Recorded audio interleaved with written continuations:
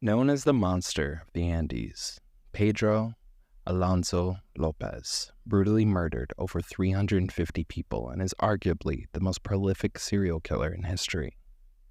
This is part 1, Origins of a Monster. I didn't see you there. Something big is going on here. From hunting ghosts to Bigfoot, paranormal, UFOs, true crime, and more. We won't just be spouting articles. I was researching for your entertainment. Beginning of a new world. The best guac you'll ever fucking eat. true story. It's basically like one day you walk outside and you see that the ants are playing with matches. This is the Black Cat Report. See you on the other side.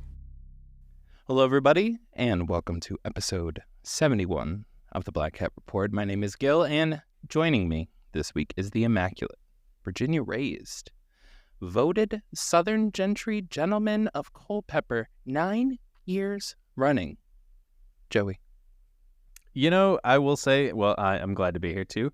I did buy a shirt one time when I was young, very stupid, that was said, "I love grits." And it was the stupid ass shirt that said, "I love girls raised in the South." You remember those t-shirts?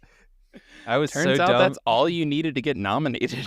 Right? That's all. Yeah. Culpeper was a very small town. Didn't even have a Walmart when I was young. So, Damn. Anyways. Yeah. 9 years running. Yes. I have never walked. Ever sad either. Yeah. Now, hey, y'all, this week, I'm already going off script. This week, I just want to kind of give a buffer on that. Obviously, with the situation with the serial killer who kills 350 people, there's going to be a lot Spoiler of... alert. There's going to be a lot of potentially triggering situations and horrible stuff that happens. If rape, incest, violent sexual assaults, murder, all the things that go with somebody who would have this many people as his victim, if those things bother you, please just hit up one of our other episodes or hit up another podcast or something, because we're not here to apologize for the gore. We're here to deliver the actual facts, to deliver the stories. So, yeah, please. And for past episodes where we didn't put a disclaimer on the beginning, I apologize, and Gil apologizes, and we are sorry that we past literally episodes. This is the disclaimer. Yeah, this is the disclaimer for the past episodes. So if you're going from new to back, Yes. just be prepared if you see a person's name who's usually associated with serial killing, and things, you have past trauma from it. We are auditing ourselves. We're apologizing for future and past. Yes. Yeah. We apologize. So yeah, but yeah, like I said though, we're not apologizing for it. For the gore, Yep. At least that's what's coming with the content. So let's dig in. Well, millions of people grow up facing the same levels of violence and despair as Pedro López and did not turn into heartless, brutal monsters. After learning the full breadth of pain and suffering Pedro experienced, it is impossible not to separate this beast from his environment. Parallels grow clear quickly between the trauma he was exposed to and the actions he would later take. But, in truth, these parallels take a more dramatic tone when the full story is understood. You see, in many, many ways, Pedro is the embodiment of his later victims. When he assumes his final form and becomes the monster of the Andes, he goes on a 7-year rampage against the reflection of his own lost innocence, against the very people he, in many ways, had the most in common with.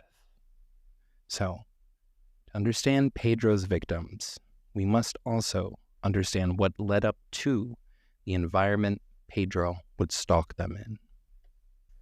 Honestly, every time you say monster the Andes, I just feel so bad for all the other Andys out there.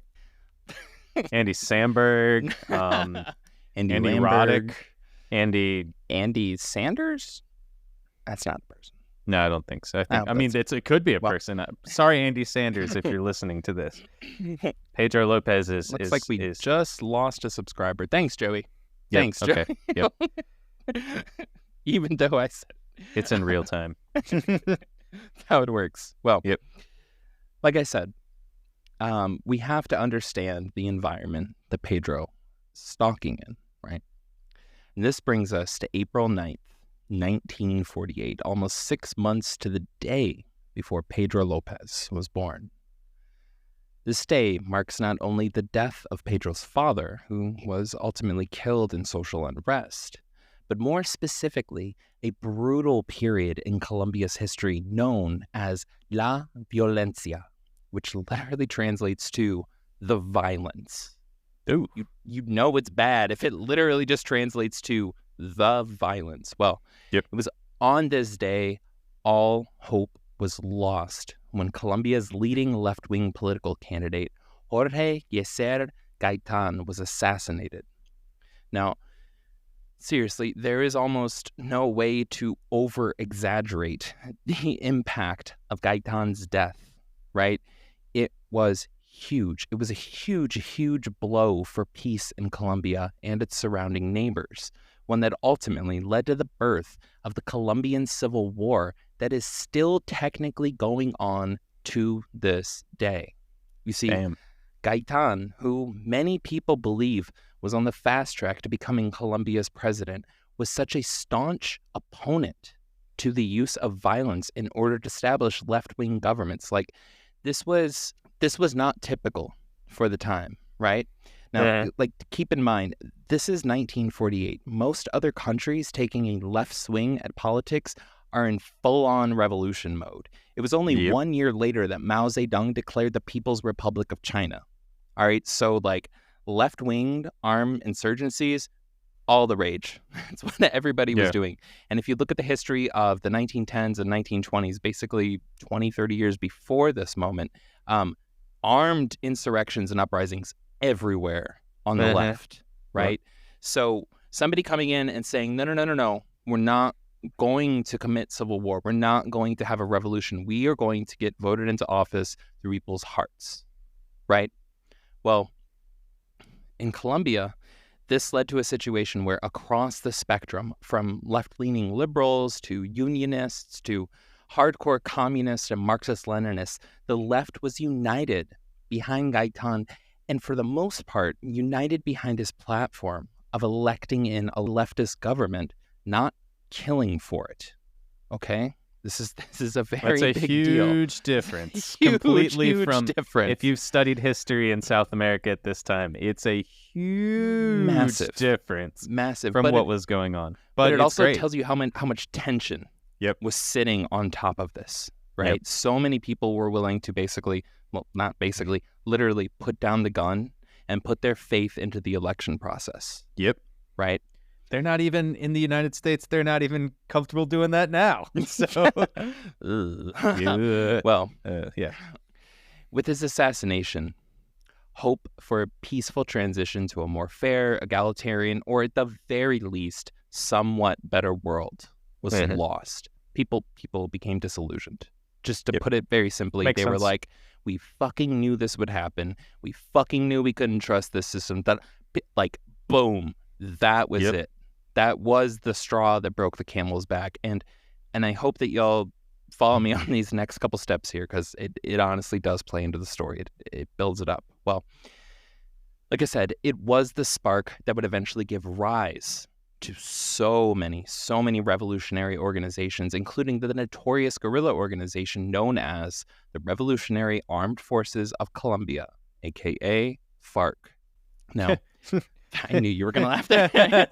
But I mean, I'm not alone in laughing at that point. Yeah, but if you do watch news around anything with Colombia, FARC is a major deal. Like, I hate to compare him to it, but it would honestly be on par with like Hamas coming up in a conversation about Palestine, where it's just like, whoa, like it's just like that is it's a big deal, right? Yeah, I mean, it kind of totally sneaks different up on you, right? Yeah, totally different directions on a lot of things, different behavior in a lot of ways, also similar behavior, but that's a whole nother conversation. Yeah. The point is that FARC is like, whoa, like the fact that this directly led to the birth of FARC is like, that's a big one. Like, again, these people were disillusioned. FARC is a Marxist-Leninist organization that was directly representing, or is supposed to be directly representing, poor and indigenous communities that are being neglected by the government. Yeah. Right? So the whole thing, this all popped off with this assassination. Yeah, and all of I looked into it and did a little research just a minute ago, a few minutes ago, as he realized and did this, and I think their catchphrase was "silent but deadly." Jesus Christ! I'm only joking. Andy Sanders, save me. Now, like I said, so this led to the Revolutionary Armed Forces of Colombia, whose acronym I won't use. Now, fast forward a little bit to the late 1960s, and after decades of bloody civil war between the right-wing government and left-wing guerrillas in Colombia, the country was left in ruins. It was torn apart. It was like any country after decades of civil war, right? Yep. And the funding for the revolutionary groups created by Gaitan's death was becoming difficult to find. Mm-hmm. It was this, the need for funding the revolution, that directly planted the seeds for the coming explosion of cocaine production.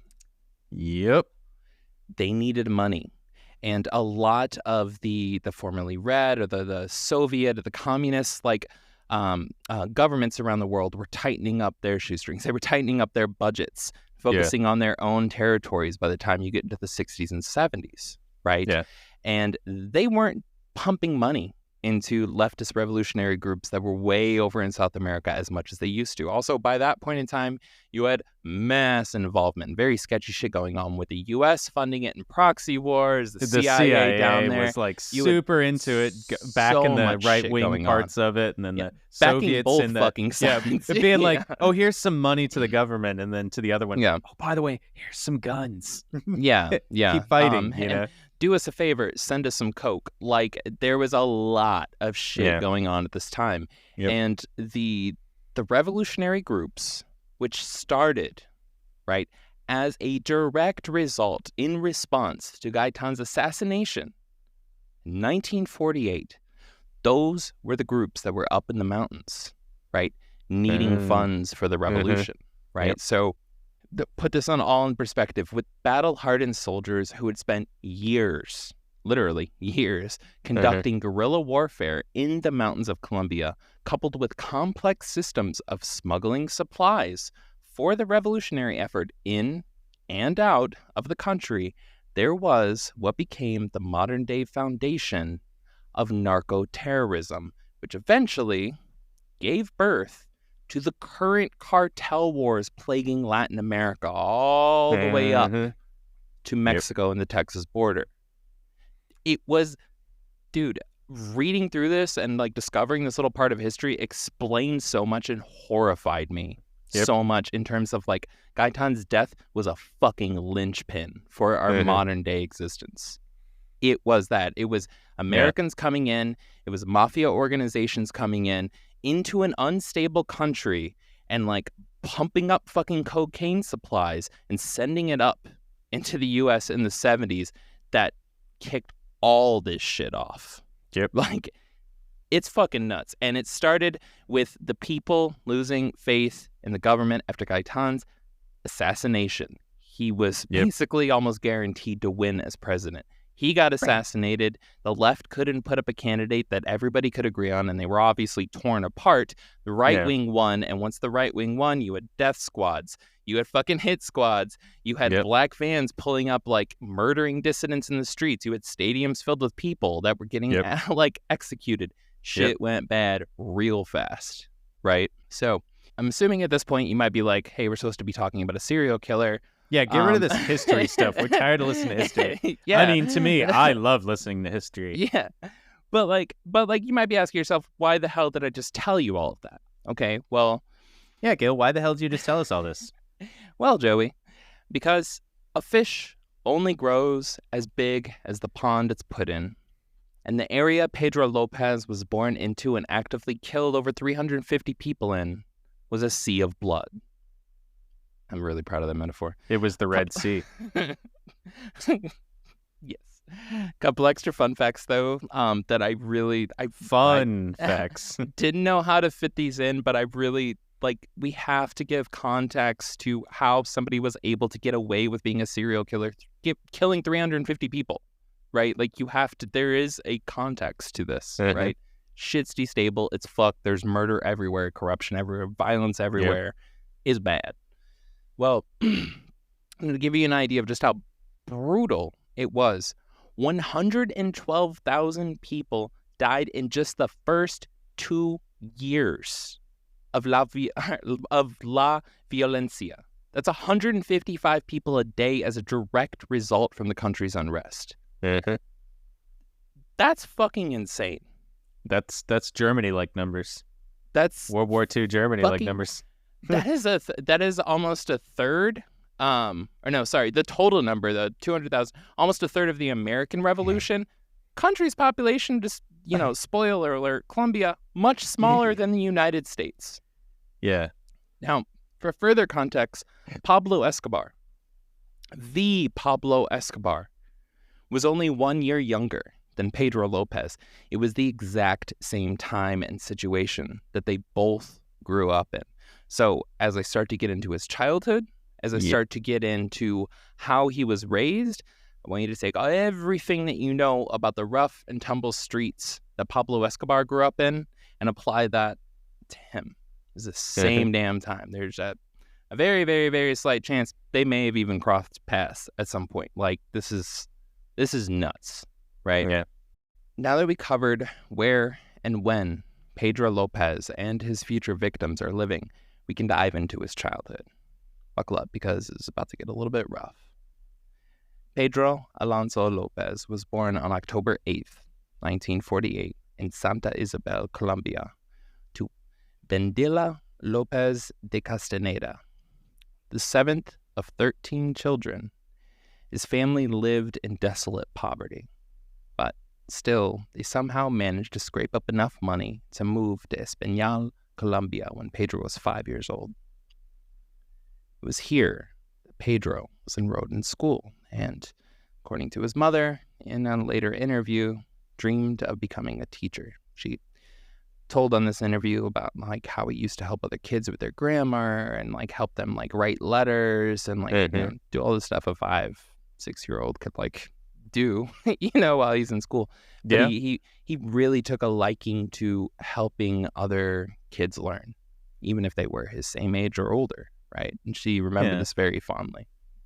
That's weird for a middle child, though, honestly, to be that style of person. Usually it's the older child that kind of they kind of want to nurse the other kids, because they become their nurses, or they become their teachers or helpers or protectors or whatever they are. But middle child is usually the one that gets lost in the production, as they say. they just kind of sit there and they're just okay, we're here.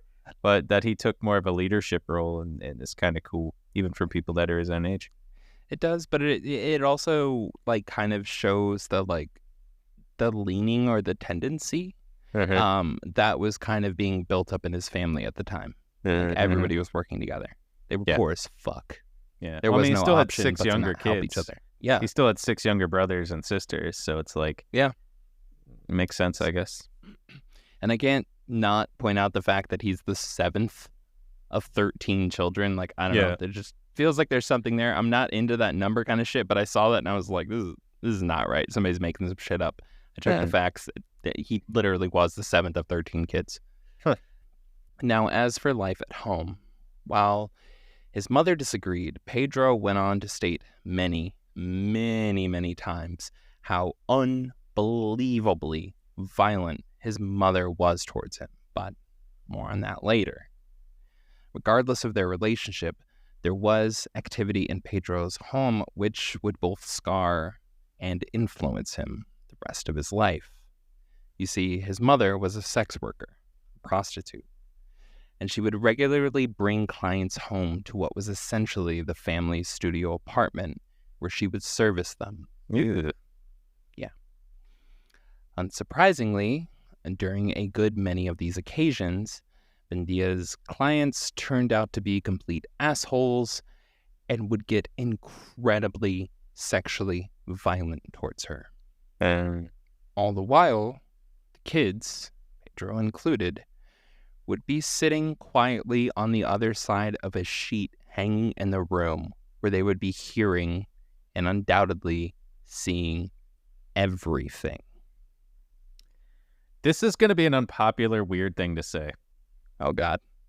Those poor kids first. I'm gonna preface this. These poor kids that are just sitting there in this room. Yeah. Hearing, like, I mean, think about it. You don't even want to think about your parents that way. Oh, they're hell like no. Literally, yeah. They're literally. There was you don't one want to time think, that I remember that I'm still trying to get out of my mind. yeah, if you almost walked in on your parents, obviously we all know how people are made. We all know how that happens. But you like walk in on them, you're just like, oh my God, you're scarred for life. And these kids are sitting there most likely nightly, just watching, an hourly. Literally, And my then- next line, the nightly scene continued. But yeah, sorry, keep going. Well, to be fair, as the guy that's trying to Oh, God. have sex with the sex worker, it would be a little awkward. Just Like, to let, sit- well, that makes me think that, like, his mother had to basically tell them after she hung the sheet and like probably push them in the corner. In the documentary that I watched with her being interviewed, she's in the house. It's a very, very tiny, like it's a Home Depot shed. Like that's how So big this it's- fucking house is. They're hiding on the other side of a sheet. I'm sure So that she it's- told them to like, you better not fucking say anything. Yeah, for sure. But still, like, obviously there's got to be some noise. Like a kid's going to be like, or hit or drop something or something. Dude. It almost reminds me of the sheet that they used in freaking the serial say killers Austin in the Powers. Midwest. Oh. No, well, no. What? The serial killers in the Midwest. Yeah. The Grow Crash store. Yeah. The Grokrai story, yeah. The Benders. Out in Grokai. Yeah. Yeah, it seems like they just put it in the middle, obviously. There's aspects of it that definitely do remind me of that, but like they're not waiting on the other side to kill the John, They're just probably like horrified and also not a great environment to do homework in. I'm just going to go ahead and say that. But think how much more lucrative there would have been if they had actually, the kids were killing the John, the guy It's true. paying for it. How much more lucrative? They would have just took the money. But now we're just spitballing. Okay, we're going too deep. Sorry. But no, seriously, reading over that and trying to confirm it, because especially with Pedro Lopez, like you have to go through and you have to confirm and confirm and confirm because there's so much either exaggeration or just completely, and we'll get more into this in part 2, completely made up shit about his whole situation. There's a lot that's made up about him. Yeah. So like I would have to read through these things over and over and over again, and just reading through this experience over and over and over again. It just kind of stuck with me of like a bunch of afraid little kids, Yeah. hanging poor out kids. as they probably have no fucking concept of what's going on to their mother. Yep. Right? And also like the weird, all right, from a child's angle, the mom's telling you, shut up and pretend like you're not here. But then she's just getting the shit knocked out of her. Mm-hmm. Oh, yeah. And then she's still telling you the next night when you know that it might happen again, don't fucking say anything. Yeah. And she gets the shit knocked out of her, and then she gets paid, or she might not get paid, or any number of terrible things. Yeah. Like, what kind of fucked up, like, perspective does that build in somebody? It does. It makes it worse. And to be fair, the poor mother, because I feel like she's probably forced into this, Oh, yeah. No. Yeah. And I mean, she's this was just as big a victim as the children are, and not that she can do much about it, as that's probably how she's paying for that small place that she has, Yeah, seriously. It's probably moving. the only way that she's keeping her kids off the streets, like Mhm. at this point. And fed. And like 99.999% of this would be solved if like prostitution was like a legal regulated industry and it wasn't left to this. But again, like it's not. Ain't nothing wrong with sex work, but in this situation, like this country's in the middle of a fucking civil war. Yep. Shit is fucked. Yeah. We are like just years away from the birth of folks like Pablo Escobar fucking running shit and full-on narco-terrorism. This is a very intense fucking time in history. Yep. Any point in history.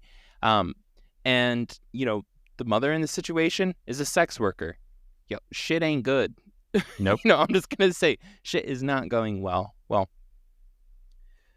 this nightly scene continued for the next 3 years, right? And at 8 years old, either one of two scenarios played out. According to Pedro's mother, he ran away, leaving her to believe that he was kidnapped. And if you watch interviews with her, she talks about how she was so worried and da-da-da-da-da, and that she went to a fortune teller and that she tried to get a bus to go, or got a ride to a city that she thought that he may have been in, and she was crying. But according to Pedro, and this is the version I personally kind of believe based on his later actions, right? He was kicked out of the house and put on a bus to Bogota, Colombia, after his mother found him molesting his little sister. So he's 8 years old. I'm going to, I pre-warned Joey about this. I'm going to say some shit that might be a little bit controversial here. I don't believe an 8-year-old has a full understanding of their actions. That does not negate the trauma and the impact that it has on his sister. But I mean, literally for 3 years, he was watching this shit happen with his mom every fucking night. This is how he was raised. And it might have been before that. She was probably doing sex work in the previous city. Basically, most of his life, he was watching sexual acts being performed on his mom on a nightly basis, not being allowed to talk, not allowed to fucking make a fucking sound, sitting there and watching this shit.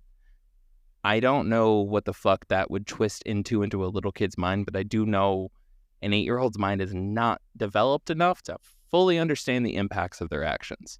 And like, it's a tough one. That's all I'm going to say is I'm just like, I don't want to blame an 8-year-old for some fucked up shit they do, if that makes sense. I don't know. Joey, what's your opinion on it? Don't just be silent. Out of this. No, I'm staying out of this. No. Damn it, Joey. I'm just saying it's a tough one. There is a very clear victim in the situation, but at the same time, it's just like, dude was 8 and he was just raised where like, this was all he was watching at home. Can I make another comment though? I don't know. It's fucking weird. It's an intense situation. Did any of his other brothers and sisters molest each other? So let's I don't know. Let's call that. I don't know. So let's. I guess I'm gonna go towards at this. Oh, obviously she wouldn't talk about that. Yeah. But I would go towards that. Like, obviously he's 8. He's super young. He doesn't. He doesn't understand what he's seeing. He probably does in some sort, but doesn't. But I want to make that this probably happens to other people, and some other people don't molest other people. So I want to say that maybe he maybe just had more of a tendency for it, than other people would. And that's kind of how I would say it like that. Because not everybody would do that in that situation. But maybe he was just, at that point, had more of a tendency toward this. Because look at how he ended up. You know what I mean? To become sexually active like this at 8. That's the part that I'm like, I feel like it was like, God, we're going too far off into this, but I feel like it was more like a fucked up emotional communication than a sexual communication, where it's just like, bro, like, no, you did not hit puberty at 8. I'm sorry. Yeah. Well, yeah. I mean, I can't speak on this. I'm just being very honest. Like that's wild. But I don't know. The point is, I feel like there's a gray area there accepting the fact that there is a very clear victim that had nothing to fucking do with this and it was not their fault. But also, like, they're a fucking 8-year-old. If like an 8-year-old picks up a gun and accidentally shoots somebody, should they go to jail for life? Well, they don't. Technically, that's the point. Yeah. Yeah. Well, I'm just saying, like, the brain is not developed at that point. He don't know what the fuck he's doing, and he's literally like a fucking television, watching that same sort of behavior every night from his own mom. Yeah. Like, that's weird. Like, that's going to set up some weird situation. This is an uncomfortable topic. I'm aware of that. No, and we're going deep into it, which is fine. Yeah, like, but I just, like, this is the shit that, at least for me, reading through this and coming across this, where I was just like, I don't know how to handle this. Like, I'm like, fuck. Yeah, you know? for sure. You know? But yeah. Anywho, moving on past that, which will probably get me banned. Regardless, we now have 8-year-old Pedro Lopez in Bogota, Colombia, right? And now for a little bit of background, with an active civil war going on, 1956, Bogota, the capital of Colombia, was in fact one of the most dangerous and violent places on the planet, ranking globally for its insanely high homicide rates. This was one of the most dangerous places in the world. Yep. He's fucking 8, and he's now on the streets by himself. That's fucking intense. Nuts, because that's intense, because he's so young. He has, obviously has no idea what he's doing, but... No, hell no. Yeah, think about yourself at 8 years old. Like, would you, if you were stuck out on the streets by yourself, with no family, nobody around, you would probably attach to the first adult that you see and be like, can you help me? Funny you would mention that. So, yeah. Now, 8-year-old Pedro Lopez was living homeless on the streets of Bogota, where there were literal gangs of orphans who were having knife fights on a nightly basis as they fought over trash bags to look for food and places to sleep. Like, we all know there is and has been a million brutal places like this in history of, like, the entire world. Like, the entire world. There's always been a very bad place or multiple places like this. But god damn, was this place fucking rough. I really want to drive this home. This was not some Little Rascals type shit, okay? Yeah. There were runaways, abandoned children, and orphans as young as 4 and 5 years old smoking what was basically an early version of crack cocaine called bazuco, which literally translates to dirty trash. Ooh. I can see Joey Googling bazuco right now. Yes. Well, bazuco. I can just imagine him hanging out with Alfalfa, just being like, God, oh, hey, bud. And Alfalfa doing some bazuco, getting like all fucking hinged. Like, this is ready to go. No, I'm sorry, but like, this is like post-apocalyptic, right? That's like post Little Rascals. Yeah.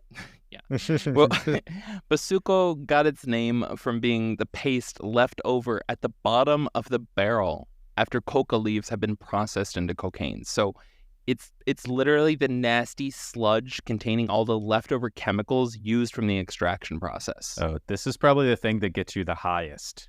Yeah, I saw that it said like it has like a 40 to 90% like cocaine like alkaloid rate in it. So it's very high in that, but also very high in a shit ton of other dirty chemicals, right? This is like dirty meth, but crack version, and like years and years and years and years before crack actually existed, right? Yeah. This was the shit that they literally, and they called it dirty trash. It was the shit they scraped out of the barrel, threw into a fucking bag, and we're like, yeah, sell to those fucking little kids. Like, this is horrible. And you have to picture this too, like, one of the effects of cocaine, it's going to be reduced appetite. It's going to be not needing as much sleep, right? It's going to be more energy. I honestly feel like these kids are smoking this shit because they're so fucking hungry. Yeah, it probably dulls their senses. I mean, to be fair, I've never had cocaine, so I don't know how that feels. But yeah, to dull your senses so you don't get hungry because they're fucking starving. You're afraid to sleep. Mm-hmm. Because somebody might fucking stab you to death. Yeah. Right? You're starving. Cocaine reduces your appetite or completely fucking kills it, gives you energy, and makes sure that you don't need to fucking sleep. Mm-hmm. And this shit was cheap as hell and just basically available for like favors and like random crap going on. Yeah, I would imagine that they would be like, hey, go down the street and grab that thing for me and bring it back. Yeah. And they'd be like, I'll give you some. Yep. And yeah. So I imagine it was super easy. So, like, this is fucking horrifying. I'm sorry, but like, yeah. So, where was that? So yeah, like, so when you picture the streets of Bogota at the time, you have to realize that amongst the political violence, right, the rampant corruption, the human trafficking, and the heartbreaking poverty, It's also filled with tens of thousands of little kids, sleepless, starving, smoking crack, and killing each other every single day, all hours of the day, right? Yeah. And Pedro would quickly become no exception to this pattern. He's 8. Yeah. Like, this is the fucking hellscape. And again, 100 and something thousand people had just died within the first 2 years by the time he was basically 2 years old. There's a lot of orphans in this city, dude. It's like that movie Escape from New York. Yes, but with way Snake the Plissken. Fuck worse. But worse. Yeah. It's like and Escape no basketball from Bogota. Scenes. Yeah, no cool basketball scenes. No cool basketball scenes. But yeah, so almost immediately after arriving in Bogota, Pedro was offered a hot meal and a place to stay by a nice man he'd met. 8-year-old Pedro, abandoned and afraid, took him up on the offer. That night, the man violently and repeatedly raped him before dumping him back into the streets. Oh, no. Soon after, Pedro would end up joining one of the street gangs for protection and quickly started smoking bazuco. 8 years old, this dude's addicted to a dirty version of crack and in a gang. Like, Jesus. That's how it happens, though. Christ. They get, get a lot of gangs provide protection, but get them young and get them impressionable. No, but and the way that these gangs were broken down by like sociologists and stuff like that I watched in like these documentaries that were actually from there is they're like, no, these gangs are also formed by other like, 4, 5, 6, 7, 8-year-olds. Like they are gangs run by like kids that are mostly under 10 years old that are sticking together straight up because of what happened to Pedro one of the first fucking nights he was there. They're being preyed on. Yeah. They got to survive. No, that's shitty. Like, it's like... No, for sure. Yeah, the most gotta survive. fucked up version of the school ground that first day in kindergarten when you were nervous. It's just like, it's that, like, but everyone's got knives, they're hungry, and they're high on crack. Yeah, it's like the literally the opposite version is like, in school, you're just going to be like, I'm just going to get made fun of for the rest of my career or the rest of my time at school. They're like, no, I'm literally going to be killed if I sleep in the wrong place or walk into the wrong place or do the wrong thing.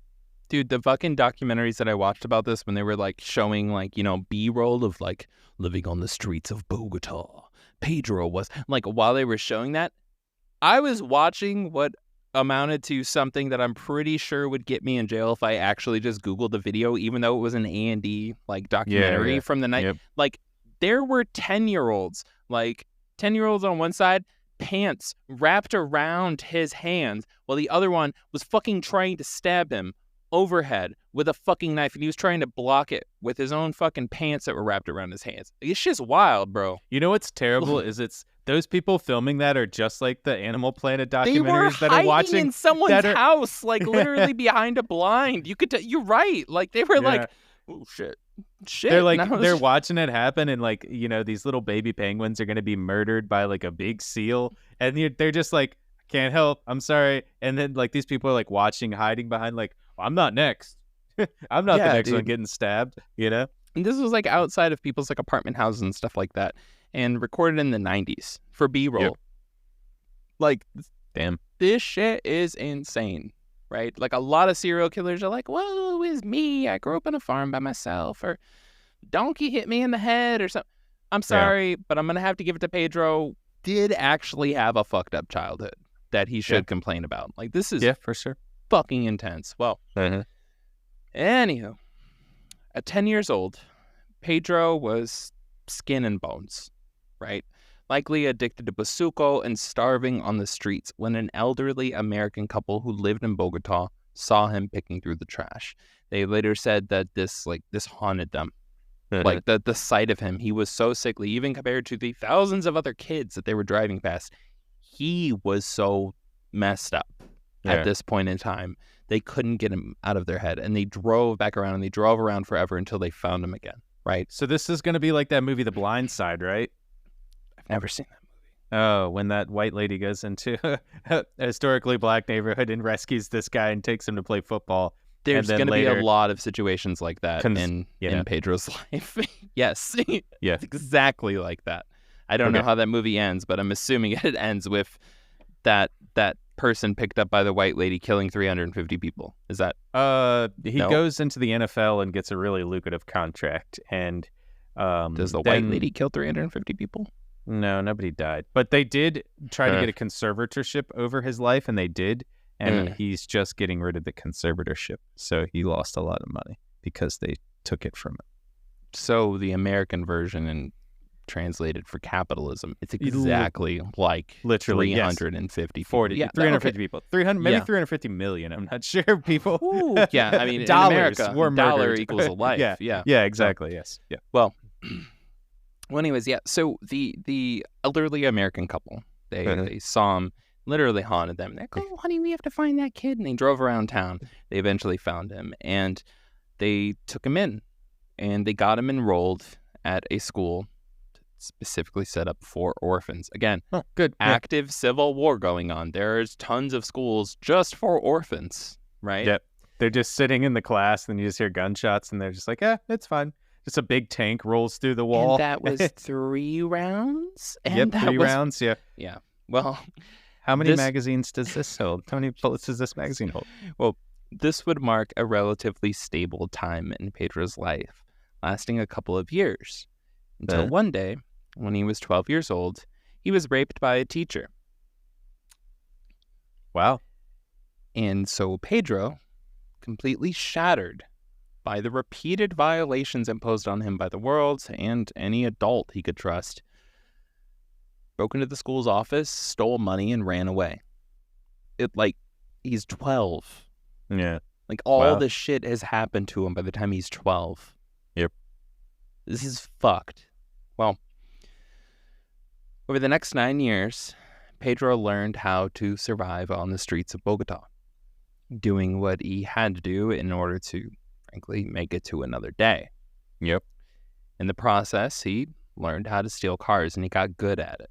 He developed a series of connections with chop shops all around the city, and it actually became somewhat lucrative for him. If anything, you could say that he was starting to actually develop a stable life again.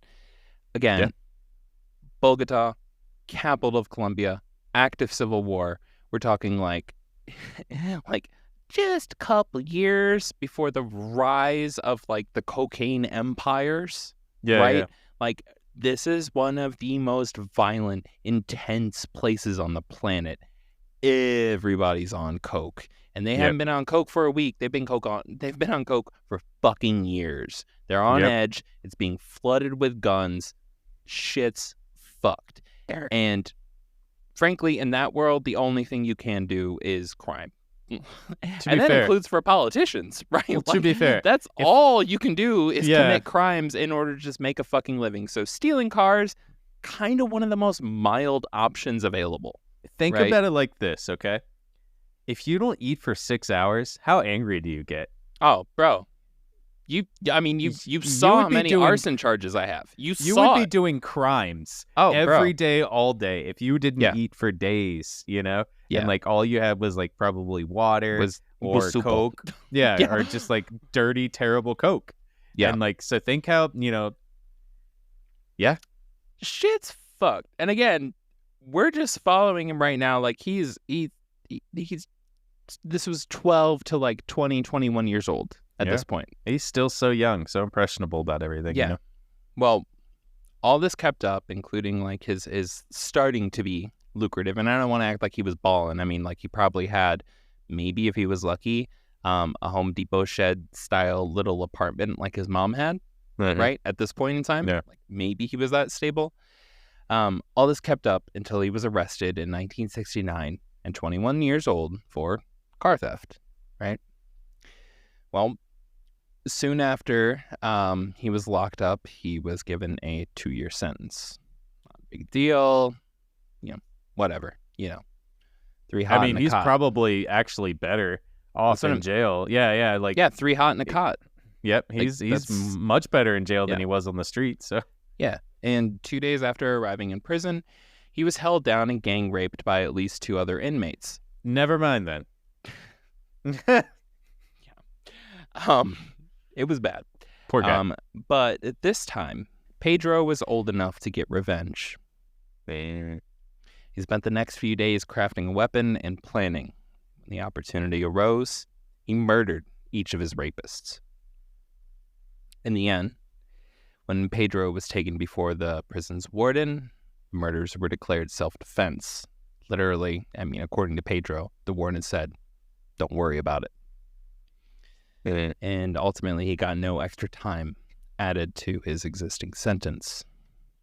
As far as we know, there were no other major incidences that were recorded while he was in prison, or at least according to Pedro and according to the documents. Yeah. And he would be released in 1971, 23 years old. And that is where we will pick back up next week with part 2 of Pedro Lopez, the monster of the Andes. Dang. That's crazy. I can't believe he was fucking... to be fair, his first 2 murders just happened. Yeah. Who knows if there might have been kids he killed, stabbed, or, stuff like that. But again, the second part, like you were saying earlier, like he is a victim in a lot of this. And like he's a victim of the time period.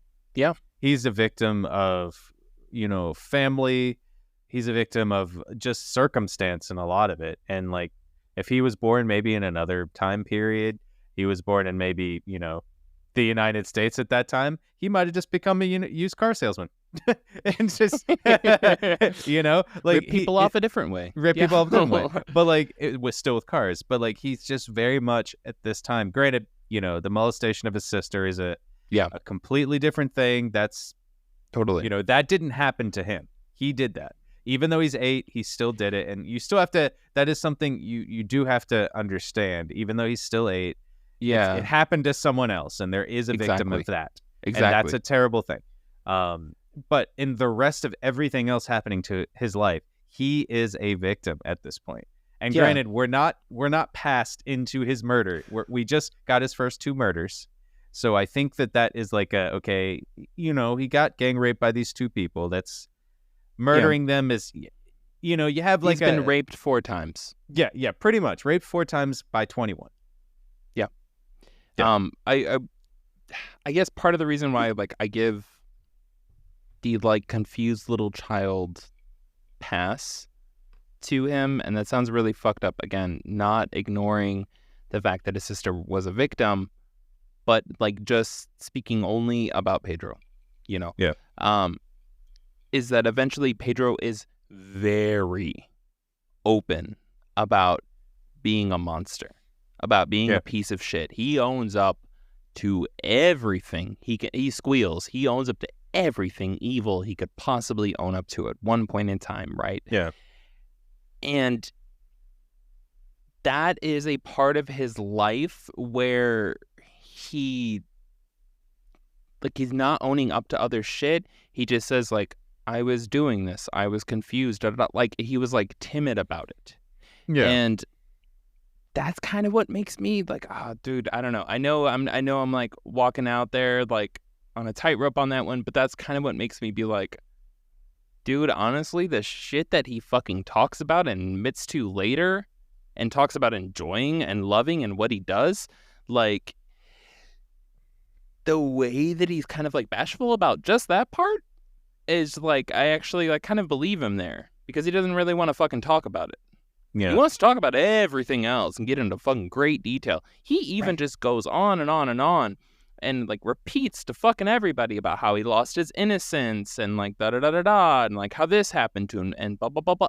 He goes on about being raped, about all this. He fucking goes into detail about that. But when it comes to his sister, he's just no, my mom was fucking violent. She was a fucking asshole, and that's why I ran away. She caught me doing this, but dude, look at the situation I was in. But then he wants to gloss over that, and he just wants to focus on the fact that he becomes a monster. So the fact that he's not giving much attention to it makes me think that he's not even certain about how that was and his feelings about that, which kind of puts it into the ballpark of he was just a fucking confused 8-year-old dude. Again, fucked up situation. I don't know. Not a fucking psychologist or anything, but based off of his actions and the years it takes for him to start committing similar type fucked up shit to people, I don't think it was a major motivation earlier in life. Like, I really don't. I'm going to go ahead and say that you're fully in the camp of, at this point, for this guy and the nurture part of it. Yeah, it was definitely in the nurture. It was in the environment. And I think that as he becomes an adult, like these first murders, that's when the nature is triggered. That's when the parallels form. And that's when he starts fighting, not fighting, but murdering and fighting against himself, the traumas that he's developed over these past 20-something years. All I can say is next week we are not going into 350 individual cases of murder. So that'll please... be on the Patreon 7 years down the road. Yes. Yeah, we will have a lot more gray hair at that time. No. Yes. But no, I wanted to kind of get in and talk about Pedro on this episode, about the hardships and stuff he faced, because this is the same shit his victims faced. Right? And the hypocrisy and the parallels that are going to come up in the next episode, I think, make a lot of sense. And frankly, we know more about Pedro than we do about his victims. It's sad, but that's how the documentation has ended up. I think a lot of ways that happens, though. Yeah. For the most part, especially in, times in where there wasn't a lot of documentation on people who were murdered. There was more documentation, or how they grew up. It's more documentation that of the people who murdered them, because in a lot of ways we have a true crime culture. Everybody wants to know how they tick. Ted Bundy. There's so much there's so much C-SPAN. stuff on him. Yes, exactly. To C-SPAN. It's all. I just, when I turn on C-SPAN, in my mind, I'm just watching true crime. True. Yes. True crime. Yeah. Yep. We love you guys, and we'll see you next week.